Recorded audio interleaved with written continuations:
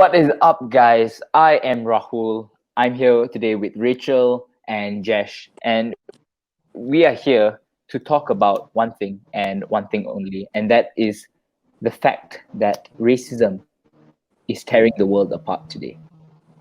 I believe it's a very, very important issue to discuss in our world today with George Floyd and a number of you know controversies going on in Malaysia, especially on Instagram and social media and different platforms of those. And we're here to discuss what exactly is going on, and we're just going to give our inputs about it and how we should conquer racism and how we should be better. It's 2020. We should be better than this. George Floyd should not have died that day. Those 8 minutes were the worst 8 minutes of his life, and no human being should ever be in that situation ever in their lives. So I'm just gonna be asking you a few questions to my friends Rachel and Jesh. Rachel, do you want to introduce yourself a little bit? Hi, my name is Rachel. I just turned 19 a couple days ago, and I have always been very much involved in trying to make myself more knowledgeable on the topic of racism.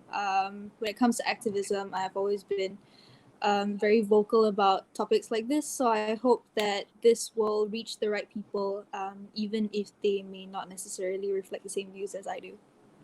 Okay, Jesh, do you want to say anything? You want to introduce yourself? Short introduction about yourself. Hi, I'm Josh. Turning 19 in a few months. And yeah, I enjoy speaking about these things. I think it's important to have these conversations, and it's upsetting that something so severe has to happen before actual conversation happens. And oftentimes, conversation only lasts for sporadic periods of time, but I hope this time we can sustain it. Okay. Jesh, can you put on your headphones? Yeah, I thought it was just me. Couldn't hear. Yeah, Jesh, can you put on your headphones? Okay, Okay. guys. So Alright. Jesh is gonna be a little bit laggy because he's sitting on a balcony. I don't know where, but just bear with him. Rachel and I are good. So if you can't hear Jesh, just let me know in the comments. We're scripting this down. We'll tell you what he says later on. Okay. So Rachel, question towards you is: what is your view on the current situation of racism in our world today? Well, obviously, I haven't lived in any other place um, other than Malaysia, but based off what I see, obviously people are angry, and I cannot speak on uh, the matter of I can't speak for on the behalf of Black people anywhere in this world because I wouldn't understand the individual experiences or the collective experience and the anger that they feel, but I can say that I do have empathy for them because when I saw how people in Malaysia reacted to it, thinking that it was either none of our business or it was either something that was not comparable to the situation in Malaysia, I just felt like I could relate because we are all minorities in this chat right now. And at one point or another, we definitely faced some form of oppression, most notably, you know, just not being um, a person with Bumi Putra status, and I feel Yeah, like yeah. people should be more aware of what they say or how they act when they think that this whole protest, like this whole riot or protest, isn't something that is worth risking their lives for. I feel like it's very brave that people are going out there and trying to fight for their freedom because even though slavery ended in America, it certainly doesn't feel that way. And I think this gives space for us Malaysians to definitely reflect on the state of our country and the state of our community. Yeah, yeah, Yeah. definitely. Okay, so Jesh, what can you just give us some comments about the current situation in the US? So, right after George Floyd was killed by the police officer, where he put his knees on his neck for 8 minutes. It it was absolutely horrifying to watch that video. And as much as we want to help in that situation, it was very difficult. But the only thing we could have done at that point is spread it. And that's exactly what people in Minneapolis did. And they are out there on the streets protesting, trying to get justice for George Floyd. Can you say something about that, man? I think there are a lot of things to be said about the nature of the protests because that's why people are getting riled up. And it's quite interesting because it's becoming like back to Black American history, Malcolm X's approach versus Martin Luther King Jr. And Malcolm X was pro-violence and he was like, we have the right to do this, while Martin Luther King Jr. was like, we have to be peaceful, and the only way we're Yeah. going to achieve peace is by doing this. Yeah. I strongly believe that right now, I mean, if you think about it in a social context, Black people in America, and even though these are isolated circumstances, we don't know the extent to which what we don't see is happening, right? Like in instances where they don't necessarily have technology on them or where there aren't bystanders. So I think it's safe to say that it is perhaps a bit more widespread than we perceive it to be because not everything is recorded, right? Even instances of in Malaysia, a lot of them aren't recorded. So this is a serious issue to be taken. But back to the nature of the protest. So it's really bad right now, right? People are burning stuff down, they are looting, and Trump has been quite aggressive to a situation, employing the National Guard for the first time since World War II. So it's really a massive situation right now. There have been curfews in 20 states, if I'm not mistaken. So it's really, the protests are really widespread, right? Even in Trafalgar Square, there was a gathering of more than 300 or 400 people. It's huge. So it's good that these things are happening right now. And through the violence, I think it's justified because, I mean, there's a lot of subtle racism as well that Black people have to put up to. Perhaps it's not always to the extent of malevolence to where like a police officer is putting your neck down, putting their knees down to your neck. But it's to say that it's time because you're like in society we have a promise that if you abide by our laws, we are going to protect you, we are going to take care of you, and that is not what the US has been doing. And if the state can break the social contract towards the people, I think it's justified for it to be the other way around. That's why I think that I hope that within the few months or few weeks we see the states giving repatriations to businesses that have been looted and whatnot. I think it's important because it's their fault that systemic oppression can take place in the first place. Yeah. And if I may chime in, like Yeah. I do know that Josh, you mentioned Malcolm X and Martin Luther King Jr. But the fact of the matter is, I get all of my information on on social media or news sites that I willingly like go out of my way to go and inform myself with, and even MLK's own child mentioned that protests really are the voice of the unheard. And I watched a video that my friend had told me to watch. I'm sure you guys are aware of the Trevor Noah video that was just released just a few hours ago, and I can't give an exact quote, but like something stuck with me was that Trevor Noah just mentioned, it's not a matter of justifying or thinking whether or not the rioting, the looting is right or wrong, but we should rather just look at why those things happen. And this is completely avoiding, this isn't even to mention like the white people or the cops who incited the violence, or the white people who go out and incite violence and vandalize walls on behalf of their Black brothers, when really all they want to do is have a fun time just because they want to capitalize on the chaos. And that's the parts that social media or the media in fact fails to show, because obviously there are so many things happening in the riots.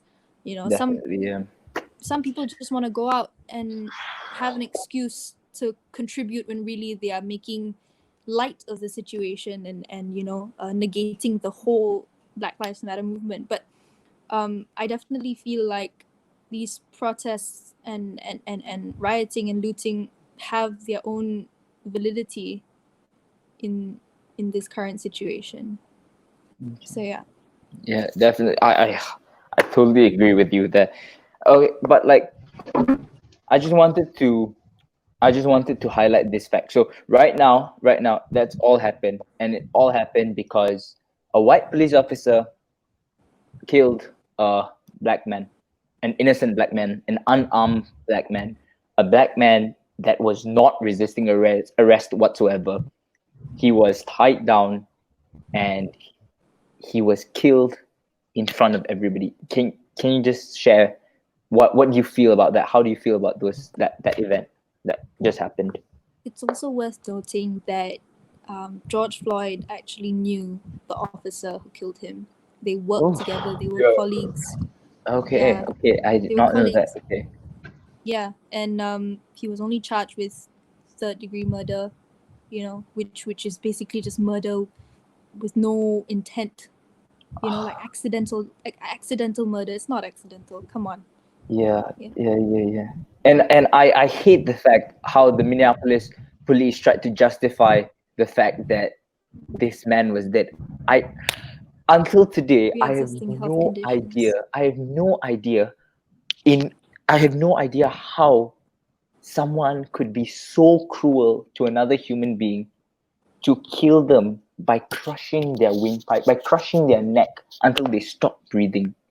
He shouted and he said, "I can't breathe." And he pleaded to the officer. He said, "I can't breathe, officer. I can't breathe, officer." The thing about this is that Josh, you good, Josh? Yeah. Yeah, Josh. yeah. Good. Okay, All okay. right. So the Continue. thing Continue. about this is, right? The thing about this that I want to highlight is the fact that although this officer was putting pressure against his neck and he was saying, "I can't breathe," he for me, this is very personal. This is my opinion on this, right?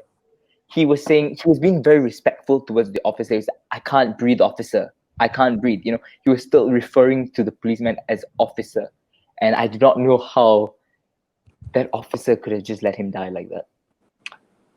Yep. Josh, do you have anything to say? Yeah, this got me thinking.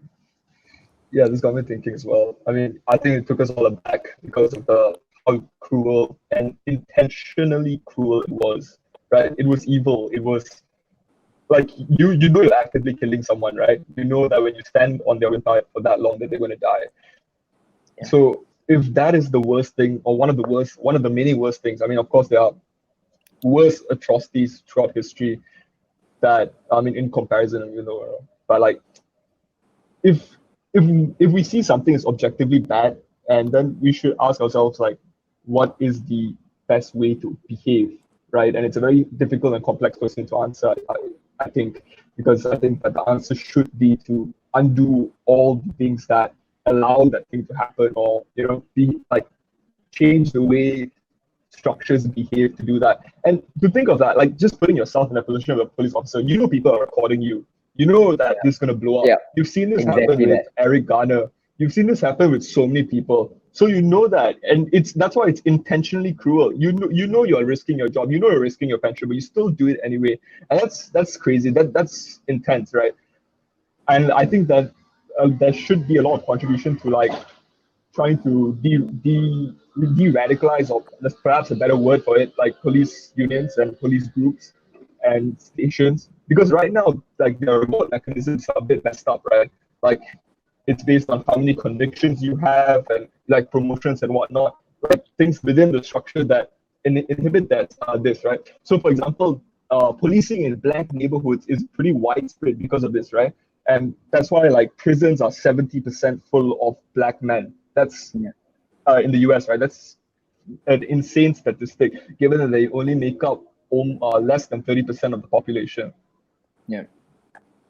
I think it's really interesting that you mentioned that the officer was willing to risk his family, risk his job, and to me, obviously I don't know what is going through the officer's mind right now. I don't know that he hasn't released a personal statement stating how he feels about the whole situation, but But the thing is, right, despite I don't know how someone can justify that. yeah, How do you justify that? the official autopsy even mentioned that George Floyd had a pre-existing health condition that could have led to his death, but in under no circumstance, where someone would survive 8 minutes, Yeah, 8 minutes with someone stepping on your neck. But really, it's interesting that Jesh mentioned that he was willing to put his job on the line, because really I feel like, as history has come to show, white men, white officers um, have never had to fear their jobs being lost, their careers being torn apart, yeah. because they led to they caused the death of a black man. You know, But I what I feel find, like, yeah, as history has shown, white privilege is a thing. White privilege is very much prevalent in America, or even anywhere in the world. There's this glorification of the white man. yeah, Even when you come here and you see tourists from China, what is the automatic assumption? If they're allowed, you think that that is a part of their culture. But yeah. if you see a white bag packer, he could speak a few lines of Malay or speak a few lines of Chinese, and everyone would applaud him, and give him all the tips. Yeah, yeah, Yeah. yeah, yeah, definitely. But one thing, just to close off the George Floyd part of this aspect, is it was devastating to see that when the ambulance did arrive, if everyone here, if you guys watched the video, right, when you see when the ambulance arrived, the police officer's knees were still on his neck. It was Yeah. still on his neck, and for me, that is the cruelest thing I've ever seen in 2020. Like, honestly, and the way they took him and put him on the stretcher, it is like waving a puppet. They just threw him on the stretcher. Like, it's 2020. We should be more educated. We know what's going on around the world, but there are some people who still choose to act like this. You get what I mean? Yeah. And yeah, Josh, you know, I don't want to take away the screen time. Yeah. I do not take away the screen time. I, I, I, I think there's also a conversation to be had about, is it just the minority of cops or is it all cops? Because Yeah. there also have been some videos of black cops going on social media, like supporting the protests while still trying to keep the calm and whatnot, right? I think those have circulated as well. And also, like, are all white cops innately evil? Do all black people have to fear for their lives if it's in a white cop? Is it a liberal conservative state thing, to a discussion to be had? You know, Yeah. Okay. Rahul, So, Rachel, Rachel, opinion. so we're just concluding that. And Rachel, I wanted to ask you, right? So, what do you think? How do you think the situation in the US has affected us in Malaysia over here? What can you just give us some comments about, different things that's happened in Malaysia since that happened, since the US protests and everything? I know you mentioned that you wanted to close up the George Floyd, Yeah, George yeah. Floyd Sorry, sorry. thing. Yeah, yeah, no problem, no problem. Really, I think that his death just serves as a catalyst for everything, and it's not just, people didn't riot just because that video of George Floyd's death was released. People rioted because they just had enough. And I feel like, how has it come back to us in our social circle in Malaysia? Well, I can admit, I live in a bubble. I live in a privileged, a bubble that is more privileged than other bubbles, and I genuinely feel like I'm in shock when I see people think that this does not affect us here just because it's on the other side of the world. Yeah. When I look at the opinions of others, I always try and think, okay, I have to educate, I have to listen to the other person's side, because I think that there's definitely a cause, like a root to why they think that racism is not as prevalent here. Just because it shows up in different forms doesn't mean that it should exist. And I just feel like this the protests in America definitely serve as like a reflection or projection of what Malaysia could be, and some people just forget. They immediately go to the constitution and say, well, if you want your equal rights, then you should go back to the constitution and look at Ketuanan Melayu written into the constitution. But really, why do people protest in the first place? Why do people riot? Why do people fight for their rights? It's to make change. And people think that we should just shut up, accept the constitution, accept the paper, and keep quiet. But in reality, we are forgetting, or more like we are being ignorant to history when, when people say that. Because we wouldn't have gotten independence if, Tunku Abdul Rahman did not negotiate for our independence with the British. I think Malaysians are forgetting that we were once colonized at the hands of someone more privileged than us. And people think that Actually, just because yes. to add on to that, I actually saw this tweet today. It was quite intense. Like, so this Indian woman was tweeting about how about Black Lives Matter, and I can't remember the exact thing she said. But then this other guy responded and said, like, go back to India if you're unhappy. I know it was a look on Black Lives Matter, like, yeah, it's pretty shit for Indians in Malaysia too. That was the message. And then then this Malay guy goes there and said, if you don't like Malaysia, go back to India. You'll probably get raped 100 times, something along those lines. And then like he goes on talking about rape statistics in India. And that was like really fucked up, man.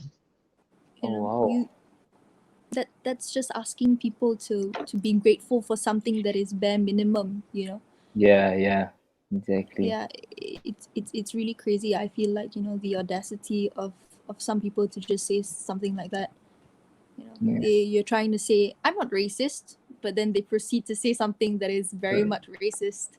Yeah, it's horrible that we've come so far. There's so many things that's happened in the past. They've gone through World War I, World War II, and apartheid. All these things. It's appalling to see that in 2020, that while the coronavirus is going on, this can chime in, and this can happen this can happen also. So right now in my mind is like, how many people are going to die of coronavirus, but how many people are going to die of racism? How many Black people are going to die? You get that scenario. But Josh, do you have anything else to add on about that? I think we can move on. What do we do now? What are our attitudes towards racism? What can we do, and how should we be in this era? And how should tell me what should we do? If we're talking about the Malaysian context, I think that I'm sure you guys have seen Black people around. We've seen even our own people are not facing are not given the right equality that they deserve at this present moment. And I feel like the takeaway from this, even when the rioting stops, even when this dies down, it is not just a trend. It's like Black Lives Matter is not just a trend. It is a movement that was created in 2013, and it will continue to be a movement that speaks for its people. And I feel like we as Asians, as Malaysians, we should be doing our part to actively be anti-racist. And when people think, what does that mean? I can just be like not racist myself, like, who else is going to bother me? But really, I think we should take a stand, and we should tell our friends, especially our friends and family who are just ignorant to this. We should be able to have a conversation with them, educate them. And really, it starts with us, because if we let these ideas fester within the people around us, and we let it happen just because we don't want to have confrontation, we don't want to have arguments with people that we love, it just leaves room for these ideas to spread eventually and worsen the situation at hand. And and I feel I can't help but feel a little bit helpless when it comes to our own oppression that we face, because I'm not even of voting age yet, and I feel like I don't know if I will live to see the day when we are allowed to take higher political roles, if we were to want to take that route in Malaysia.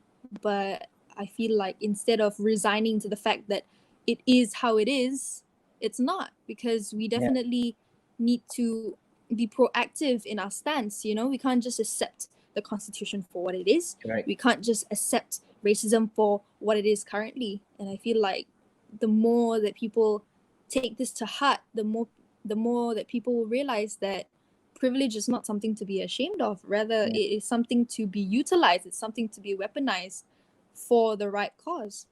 Yeah. So yeah. Josh, you got anything to add to that, man? Yeah, that I mean, I so the conversation shifted now to racism in Malaysia, and Yep.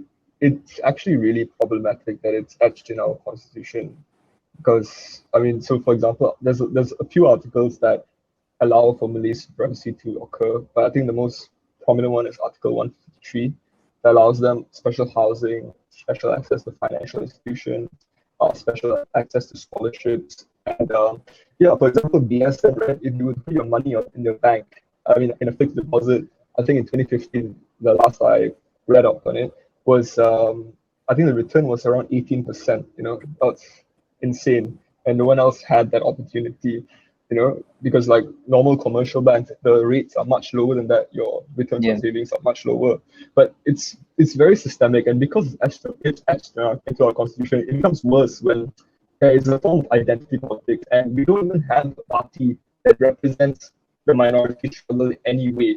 Because what we've seen in Malaysia for years and years is the majority party co-opting their let's kind of help the minority narrative into their struggle. We've seen this in UMNO, we see this in PKR. There's literally no party, right? The parties that are supposed to represent this, MACC, MIC, don't do their job, right? We do not have minorities party because they will co-opt into a narrative. They'll try to fix it from the inside, and it never works. We need some party that actually represents our struggle, right? There has been no call to change the constitution whatsoever. It's too hard of a task and no one wants to take up, right? You have to dedicate your whole life to it probably, because there is a game of identity politics being played. If you did you guys watch that episode on Najib on Netflix? Yeah. Dirty Money. Dirty money. Yep. I did. Yeah. So the identity politics is so strong, right? He's going out giving brim to fishermen, and they're taking it, calling him boss cool, saying this is our savior. There is Yeah. a huge, yeah. So this Bhumi Putra thing is really etched into the fibers of our country, and it's going to take a long time to undo it. And we have to start somewhere. This conversation has not started. We've only tried to break into it, right? We're still a long way from actually coming to a solution and any sense of equity or fairness. Yeah. Yeah. Sorry, just correcting just now. You said MACC and MIC. I think you meant MCA, the Malaysian Chinese Yeah, Association. MCA. Yeah, MCA. Yeah. Okay. So yeah, Oh just yeah, that. the MECC also has done us dirty. Yeah. Sorry. We're not going there. We're not going there today. Yeah, we're not going there. We're not going there. But I definitely agree with what Josh Yeah. like he has said, because my father was sponsored by the MCA in Okay. his time. This was like 40 years ago, to study abroad, and um, they were underfunded. He had to come back, and he never completed his master's degree. And Oh, and when I meet my Malay friends, and this is nothing against my Malay friends, nothing against people. I Yeah. just wanted to point out the privilege, and as I said, it's nothing to be ashamed about. But sometimes when I meet people, and the conversation somehow moves to the level of education that their parents were able to receive. They are able to receive it overseas. They're able to complete it, and it's fully funded.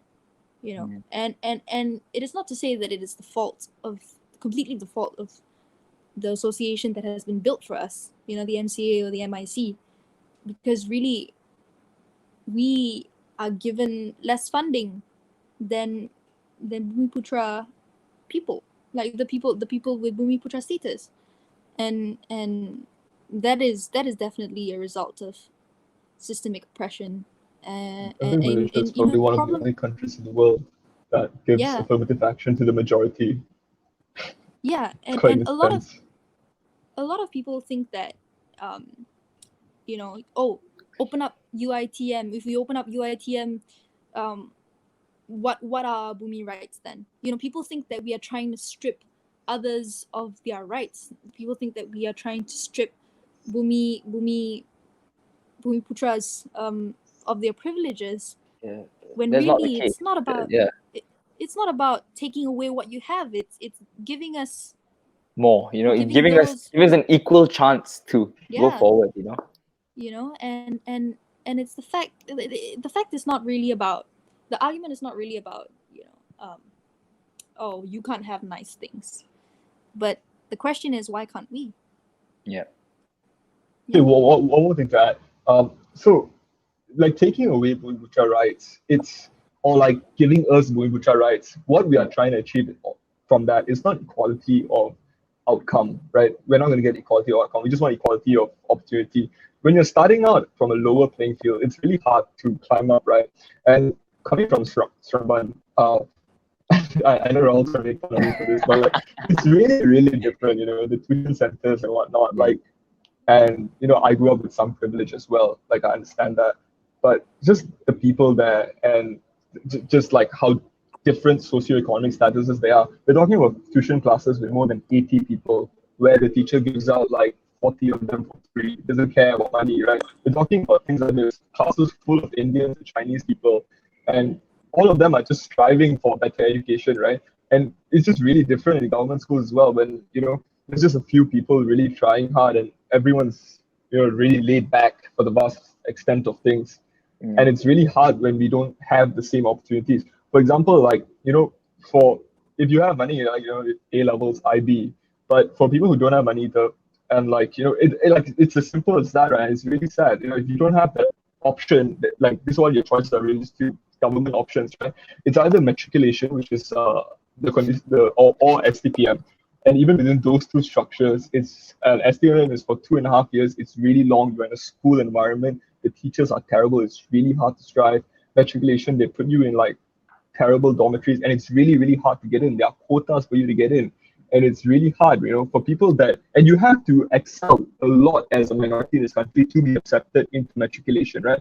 Because government unis prioritize matriculation over STPM, and it's a shorter course as well. So a lot of people want to go for that. But because of such a tight quota system, I think that quota system has just been extended recently, if I'm not mistaken. But because the quota system Yeah. exists to very begin with, we eliminate all possibilities of equality of opportunity. We do not start from the same places. Even in the CLP, there is a quota for people who are non-Malay Yeah. to be And people also feel like accepted and admitted to a bar. the board fails a certain amount of people because they're like, there's our cutoff point. We don't need any more. So even if a and guy got really, really high marks, like, dude, you're gone. Sorry. And we can't do anything about it. yeah, and I know that the conversation veered from, you know, we are discussing two different ends of like racism. You know, one is Yeah. racism that leads to killing, and one is racism that leads Definitely. to lack of education. But Yeah. really, you know, I feel like we're trying to cover a lot. There's so much to say, but there was this one experience where I had, and I discussed with a friend at the time. You know, I just mentioned that, you know, we do have a disparity when it comes to opportunity. Um, we The Ministry of Education, we are well aware that we we are segregated in certain ways, and this person said to me, no, you know, we get equal opportunity, and I said, well, I'm well aware that there are some people who, you know, are deserving of scholarships, but they don't get it because they filled up the quota. You know, they are not the right race. They weren't born into the right race. Yeah. And they said, no, you know, my sister was one of the best in admats, and she got what she deserved. But to me, I'm thinking, you know, your sister could afford, your parents could afford private tuition, but there are some people who are underprivileged, not born into the right race, and they're Yeah. not able to afford this, and they are not given the opportunity, to continue their education someplace where they want to, or continue their education at all. And speaking of choosing the right race, Rahul, I think you were pretty Okay. Okay. So I was just scrolling on Instagram, right? And I came across this username. I mean, everybody was posting about this person, and the username is at Samantha KTY. Okay. I'm pretty sure she's Miss Universe. She was an ex Miss Universe, Rachel. Correct me if I'm wrong. Yes, Miss Universe 2017. She's actually the girl Yeah. who went viral for wearing that nasi lemak dress. Oh, Oh. okay. I didn't know. Okay. I didn't Okay. know. So Yeah. something like Kiran Jassal in the KLCC, right? You remember Yes. that? Yeah, that was Yes. an excellent outfit. Okay, so I'm just gonna show you, right? I'm just gonna show you this girl's profile. Everybody can see, right? Everyone okay? It's loading. It's loading. Yep. Okay. Okay, we're good. One second. Okay. Okay, so she posted on her story today. I think it was a feed, like probably in the morning or something. She posted that. One second, let me just do this. Yeah, okay. Okay. Can we see it, Rachel? Can we see it, Rachel and Josh? Yes. Yeah. Yeah, I'm okay. looking at it right now, actually. Oh, okay. Okay. So I'm just gonna show you her story, right? So the first story says, I don't live in America. It has nothing to do with me, but to me, it seems like the whites have won. Because if you're angry, you respond in rage and anguish, that means it has power over you. They have power over you. Okay, wait, you're just gonna discuss it as a whole. Okay, so I'm just gonna continue. I'm reading the parts where I really don't understand why someone would post this, right? Okay, this is the part. Yeah, where is that? Sorry, there's this. One second. Yeah, she posted a lot, guys. Okay, yeah. To the black people, relax. Take it as a challenge. Makes you stronger. You chose to be born as a colored person in America for a reason, to learn a certain lesson. Okay, okay, wait, let me just finish that. Okay, I have so many things in my head right now. Accept it as it is. Till now, hunger and poverty still exist. It is what it is. It is inevitable. Best you can do is remain calm, protect heart, don't allow it to crumble. That is your responsibility. And then she goes ahead dissing the minds of people on Instagram, saying, of course, this is to the ones who understand this level and state of mind, not for everyone. Everyone grows at a different rate. So at that point of time, you're just telling us that you're all just dumbasses, lah. Is it?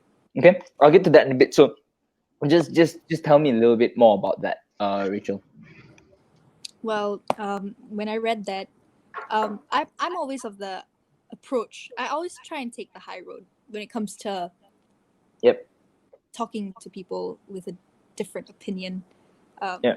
Even when I'm well aware that the opinion's wrong, and I always think that if we were to approach someone with a kind manner, Yeah. they would be more willing to learn. Because if you come at someone hostile, if someone comes at you hostile and tries to correct you, you would automatically feel defensive. So I actually DM'd this girl. And I told her, that you can't choose. You can't choose your race. You can't choose your privilege or lack thereof in this present moment when you are born. And this is not as easy as 1 2 3. And she mentioned that she has her plights of her own, and I'm sure she has her own personal struggles and everything. But when I saw that, I just felt like it was very tone deaf, especially when her friends reached out to her privately, and she made it a point to repost the messages and say, you guys are just following the masses. You Yeah, are exactly. choosing to come at me. Yeah. That's not taking criticism at all. That's just, you are not holding yourself accountable. And she mentioned, oh, if you guys were angered by this, I just got into your head. No, Yeah, the thing is, exactly. Like, what? I no. I don't understand. But the thing is, right, the thing I don't understand is when she said you chose to be born as a colored person in America Yes. for a reason. Yes. Like, Yes. I chose. No, your soul Yeah. chose, not you. Your Yeah. soul. Your no, soul wait, she chose. gets no, she gets into that after that, right? But she says you chose to be born as a colored person. Hey, I chose to be born Indian. Yeah. Apparently, Rahul, apparently you chose this struggle. Honestly, just chose to have bad Wi-Fi in his place. Okay, fine, that's a Yeah. choice, lah. That's a Yeah. choice. That's a Yeah. choice. That was your choice, lah. Okay. You Hey, chose. that You is chose not my kind. choice. The I'm guessing you Wi-Fi chose. died. So But you yeah, chose the wrong Wi-Fi guy. But for you, you were born. You were being oppressed, bro. Like Indians are the most oppressed in terms of the tiga bangsa, the hot pot in Malaysia, right? The melting then hot pot, or that's whatever true. melting pot. We have three main races, right? And Indians are the ones that are most oppressed. And your soul decided to choose that one. Yeah. Yeah. Okay. So yeah, let's just get back into that. Let's just point out. So the first outrageous point is that we chose to be in this place, and then after that, Sure. she went on to calling everyone dumbasses because they don't have the level of mind she has. Okay. Let's just see that. Let's see the continuation of that. Okay. Then can you see my screen, Rachel? Yes. Okay. So then after that, she goes on to saying. So someone replied to her over here. I don't quite get this post, Samantha. But what do you mean by chose to be born as colored? And then she responds, like our souls chose this life, this country, this race, this human form specifically for a reason. I always wondered. I always wonder why I'm born in Malaysia as a white girl with Chinese mom and Indian grandparents and Brazilian dad. Okay, she harps on this quite a bit. We understand that you're exotic. Excellent for you, okay? Like we understand that, okay? But I chose this all for a reason as a soul. Okay, see, those two words don't go together. See, that's my problem. She says, but I chose this all for a reason. Like I chose. When did you choose? You When know, she was a actually, soul, bro. one of the really like interesting debate arguments that I learned. One of the first ones was that the lottery of birth, that we don't choose it. It's random as random can be, and we have no Yeah, choice, and we consent to the implicit harms that come of that. And like, it's not just that, right? It's like what she's saying, like the whole soul thing, right? It yeah, imposes a spirituality onto people, like, oh, like you have a soul and that's somewhat disassociated from your being. Oh no, it's somewhat associated from your being. That's really a lot to say. And for to want masses to buy it, like I think in a lot of instances the unpopular opinion can be true and can be the one that the majority should follow. But this is definitely one of those instances, man. And yeah. we talk about putting such a responsibility on influencers to spread the right message. And she, I would not like to attack her character, but I just wanted to criticize her view, because I feel like a lot of influencers make the mistake of being ignorant. And if you are to put yourself in the spotlight yourself, you can't just say I didn't choose this life, because you are making content that people like. You are engaging with that, with those people, and you are responding by Yeah. making money off of it. You are creating content for people based on what they like or based on what you like. And I feel like influencers should have that social responsibility, and to create awareness for the right causes. And it's it's not Yeah, just her. definitely. It's not just her. There have been other influencers that either don't speak up about it, or they just make statements that are very, very harmful. And it's okay to not know. It's okay to not know. But the minute that someone points out to you that you are being ignorant, the minute that someone rightfully points out to you that you are factually incorrect, the least you could do is take your post down and apologize and clarify the situation. Instead, Exactly. Yeah, instead, exactly. what this girl did was release statements saying, I got Complete into your opposite. soul. Exactly, the complete opposite. So I'm just gonna show you guys on this screen. So I just want you to see it because it's absolutely outrageous to it's crazy. It's absolutely outrageous. So then after that, so she says over here, one second. Wait, is that the back, right, Rachel? Sorry. Yeah. Yeah, it's at the back. Somewhere. And it takes on this role, that says, it doesn't concern me, America doesn't concern me, but Yeah, you know what? Like, it very much concerns us because, we experience oppression, and just because yeah, she hasn't experienced it to the greater extent, it doesn't mean that black people should be calm. I wasn't exactly. calm watching that. Jeez. Exactly. And like so this person named Maxwell underscore Russell. Samantha KTY, are you fucking stupid? Okay, I can't say this out loud because I think my mom's gonna watch this video. Okay. So Mm. are you fudging stupid? How can you be so exposed to the world and different cultures and still this uneducated? Her response was mind blowing. Her response was, I have power over you because I managed to tick you off.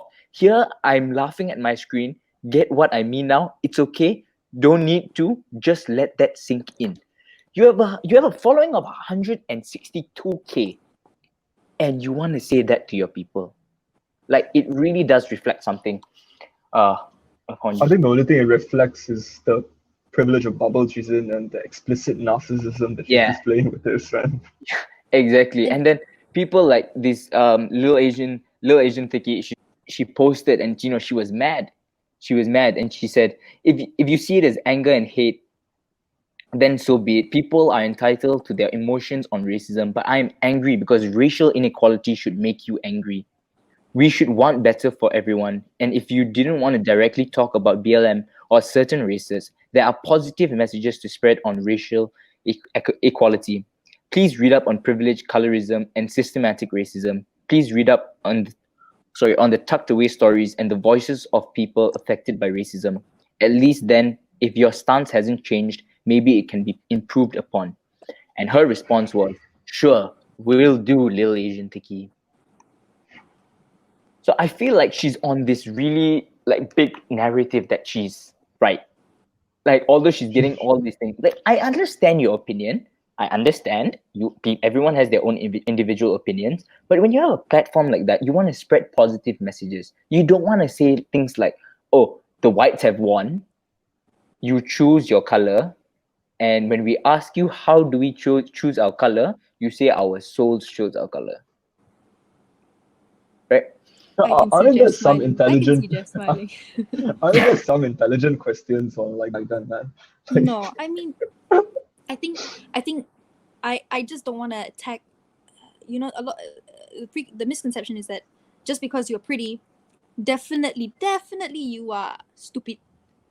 And yeah, that's fair. But she's strengthening that she's narrative or that. strengthening that narrative. But I would just like to say that is in no way an excuse, to assume.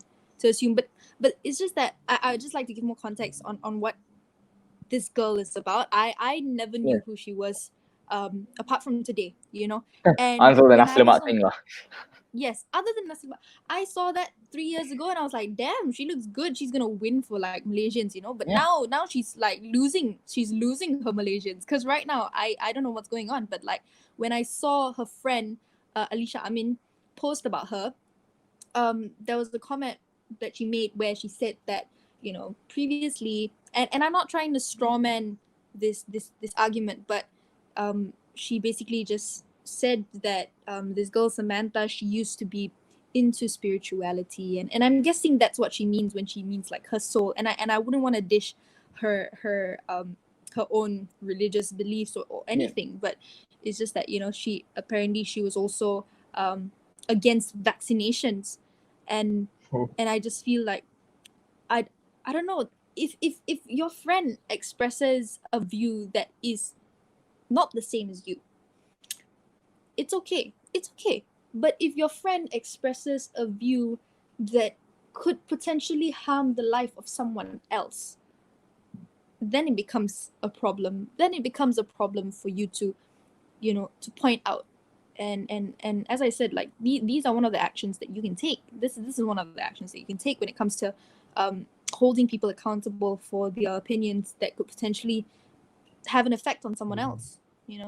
Let's say she were to have a child and she doesn't want to vaccinate her child, or back to what Rachel is saying on that whole can actually cause harm to someone. And I think her post does that by assuming and suggesting that black people are complicit in their struggle because they chose that. That's why it's bad. That's like when Kanye West said that you could have ended racism and ended slavery. Like the blacks should have done more to end slavery at the time. I'm sorry, Rahul.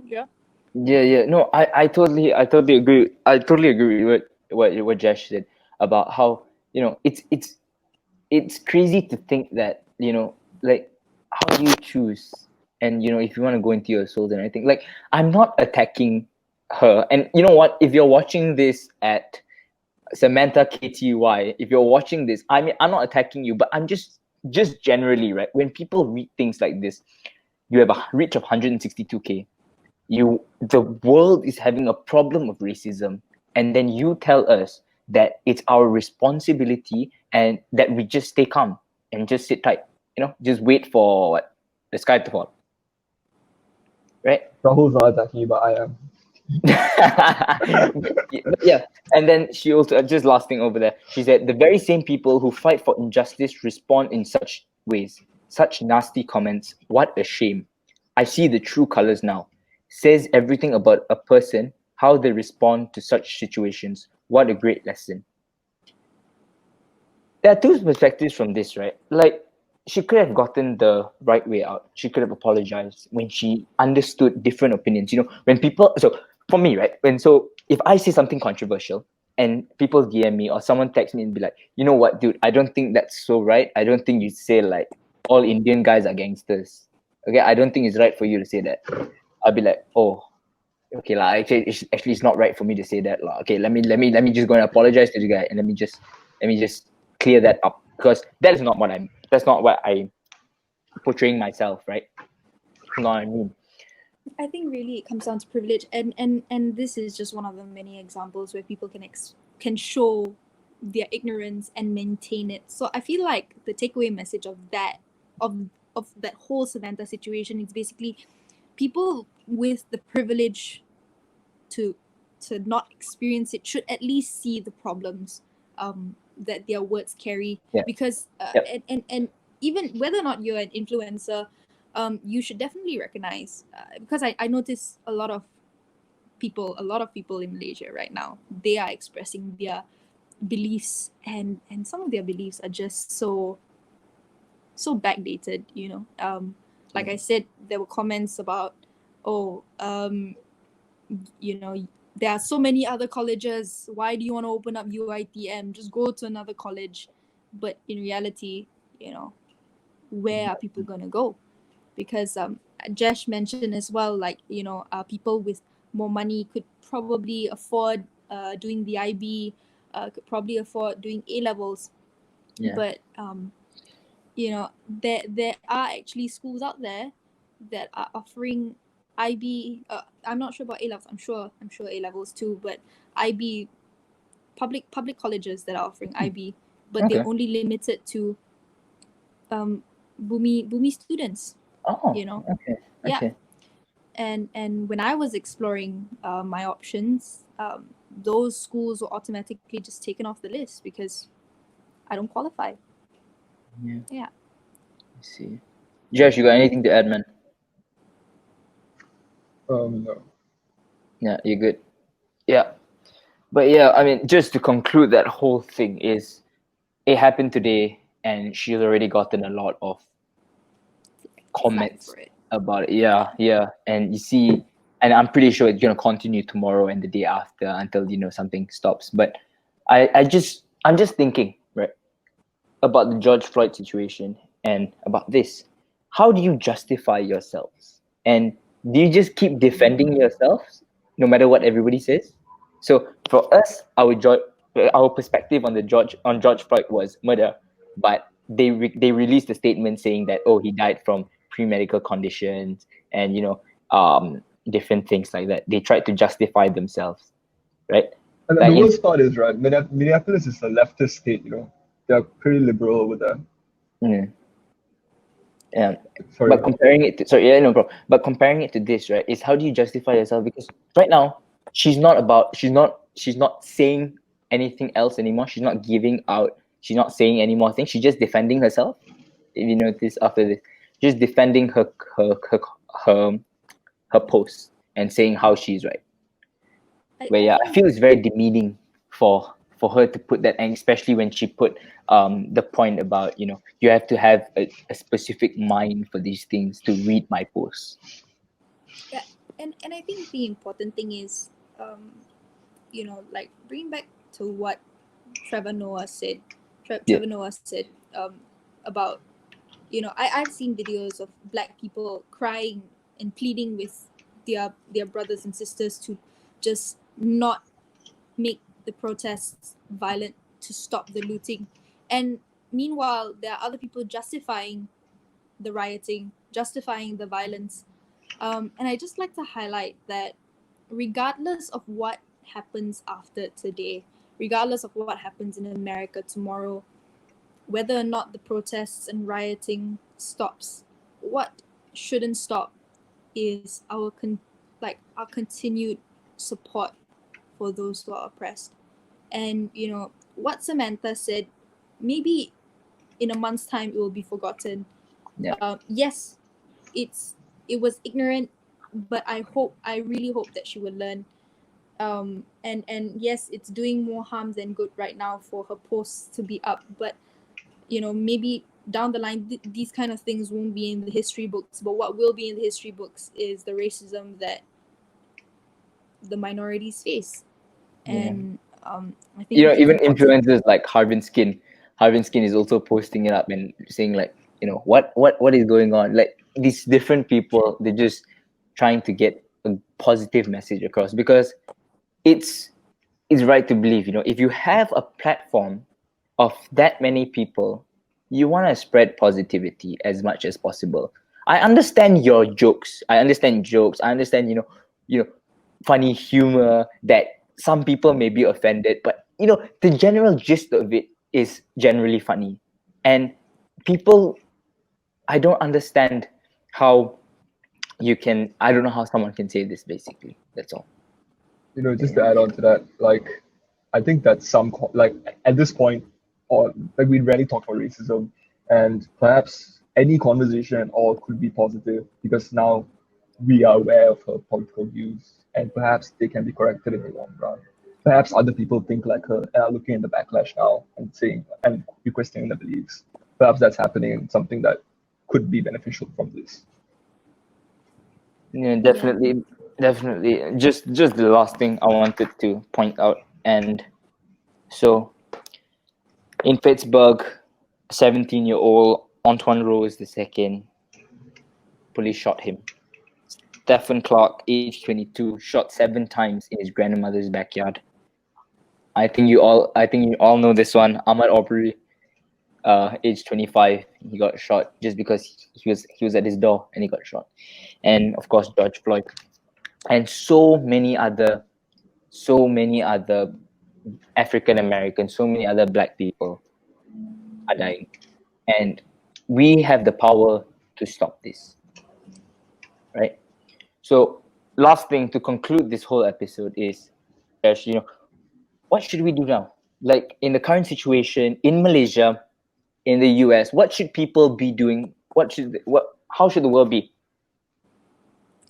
I definitely think that people should learn something from this, and instead of criticizing or trying to find fault in the ugly parts of what's going on, try and look at the ugly parts of racism instead of the violent nature of these protests. Because really, if you keep staying ignorant on it, and if you choose to resign yourself to the fact that being complicit, being silent is is is enough, it's more than enough to keep calm, and to realize that this is a challenge of your mind and body and soul, it's not.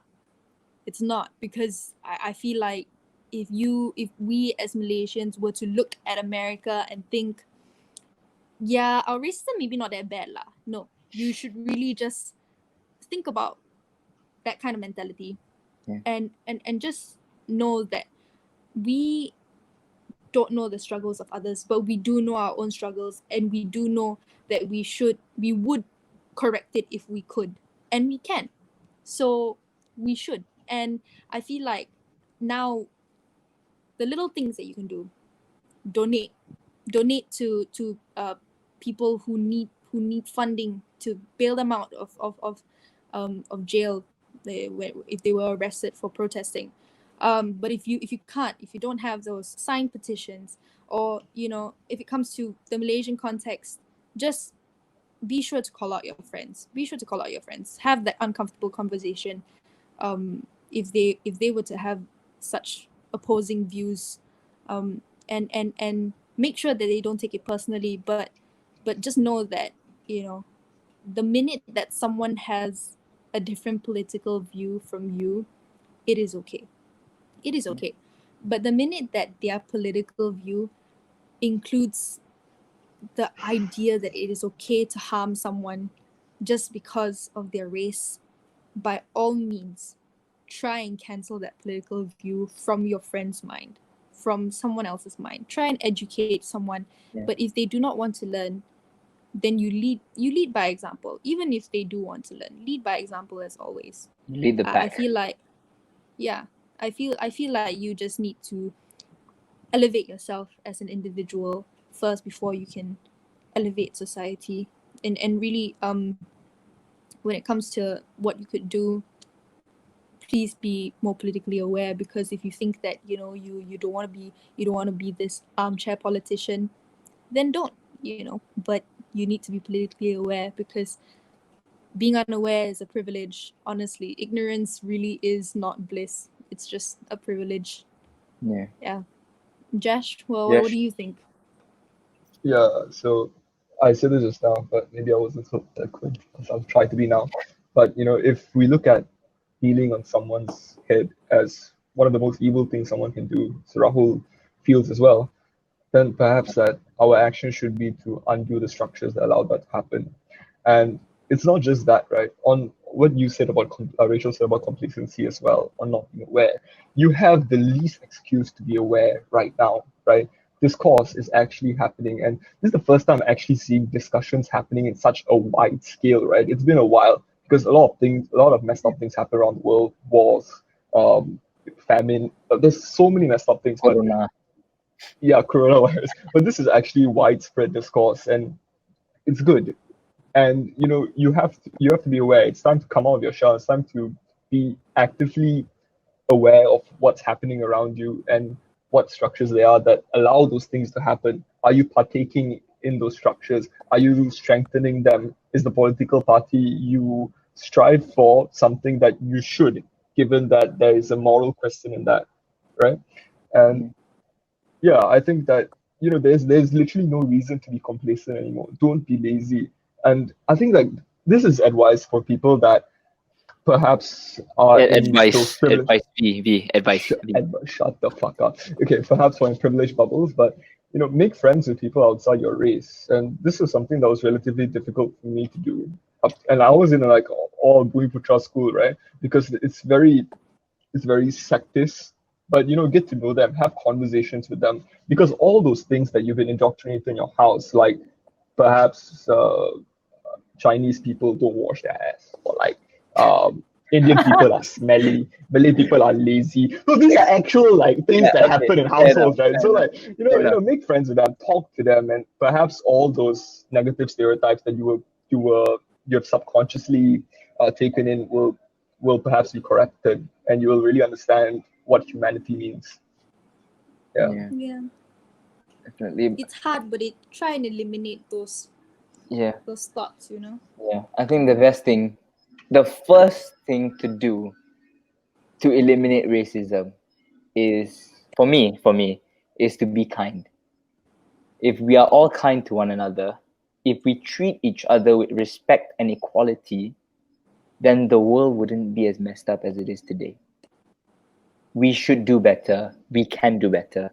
And we're gonna put a petition link down there.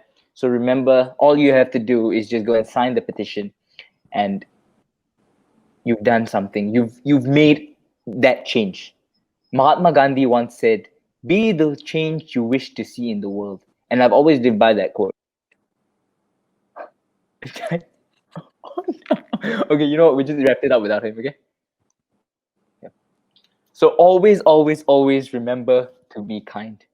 If everyone was kind, we wouldn't be in the situation we are in today.